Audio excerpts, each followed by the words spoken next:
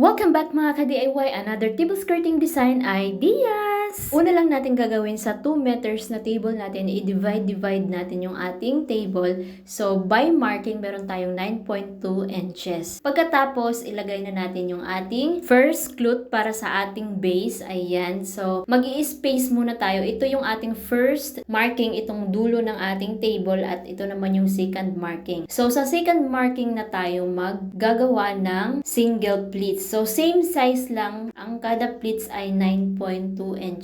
Ayan. So, magme-measure ka na lang doon sa may marking. Tapos, dudublehin mo yung size para maging single pleats. Ayan. Marami na tayong tutorial dito sa paggawa ng mga box pleats para sa ating butterfly. Next naman, maglalagay tayo ng space sa third marking natin. Doon na tayo gagawa ng another single pleats sa fourth marking natin. Yung pang-apat natin na marking. Bali, yung mga single pleats natin ay alternate. Ang design na to ay same dito sa design number 2 ng ating butterfly. I-recreate lang natin siya, gawin nating malalaki yung kanyang box pleats at with flower. At ito na yung kanyang maging look. Ayan, meron tayong 4 na single pleats. Pagkatapos, hahanapin lang natin yung center ng ating single pleats at ipa-flat na natin. Then, ipipin natin side to side para maging box pleats na. For more video design ideas, puntahan lang yung ating YouTube channel. Marami kayong mapagpipili ang mga design. At ito na yung magiging look ng ating 4 box pleats. Next naman, magli-layer na tayo ng another cloth. So, gamit natin ay kulay red. Ayan. So, yung base color natin ay silver na silk satin. Ito namang red natin ay silk jenna. Para sa first marking natin, dito tayo gagawa ng single pleats. Ayan. Ipipin muna natin yung sa side natin para hindi siya nakalaylay. Ayan. Dito sa pinakadulo ng table natin, dyan tayo gagawa ng single pleats. So, i-measure lang natin dun sa second marking natin para pantay yung kanyang size. Next naman natin gagawin ay maglalagay tayo ng space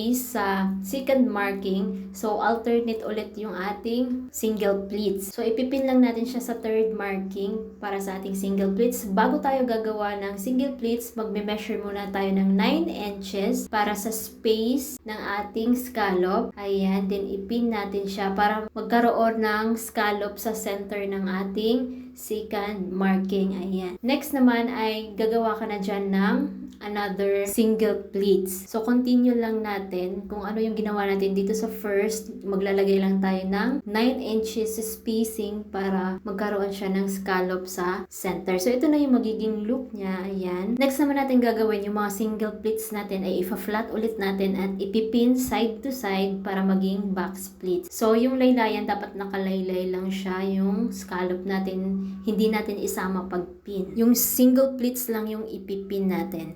At ito na yung magiging look niya. Next naman natin gagawin ay dito sa pa-scallop natin, ifo-fold lang natin paakyat, simula sa baba paakyat.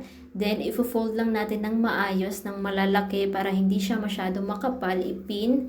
Then, ipipin na natin siya sa gitna. I-double pin natin para hindi siya matanggal. At ito na yung magiging look niya. Napakaganda ng color combination, silver at red. Simpleng-simple at napaka-elegante tingnan. Pwede rin natin siya lagyan ng flower dito sa baba. So, yung front cloth yung gagamitin natin. Magme-measure ka lang ng isang dangkal. Ayan. Then, ifo-fold mo siya ng maliliit. Pagkatapos, i-double pin natin. Ayan, para hindi siya matanggal. Then, hahatakin natin paangat. Ayan. Ilalagay natin siya sa gitna ng ating butterfly. Ayan. Pagkatapos, lalagyan natin siya ng pin. So, wag natin isama pag-pin itong silver para pwede natin siyang i-adjust kung gaano kalaki yung magiging flower na gusto nyo. Pagkatapos, ibubuka na natin siya. Ayusin mo lang para maging form na yung kanyang flower. I-adjust na lang kung gusto nyo maliit o malaking flower. Dito sa first design natin ay maliliit yung box pleats niya at double butterfly. Dito naman sa pangalawa natin, malalaki yung kanyang box pleats at with flower. At ito na yung kanyang final look. Depende na sa inyo kung lalagyan nyo ng flower or hindi. Parehas naman silang maganda. Perfect siya sa kahit anong okasyon. Palitan nyo lang yung color combination kung ano yung motif ng inyong okasyon. Sana nagustuhan nyo yung video natin ngayon at may natutunan kayo. Kung meron kayong katanungan at request, i-comment nyo lang yan. Huwag kalimutan mag-like, subscribe at i-hit ang notification bell para lagi kayong updated. Follow at i-share na rin itong ating video para mas marami makanood, matuto at magkaroon ng idea sa ating mga tinuturo. Maraming salamat, ingat, and God bless everyone. See you next upload.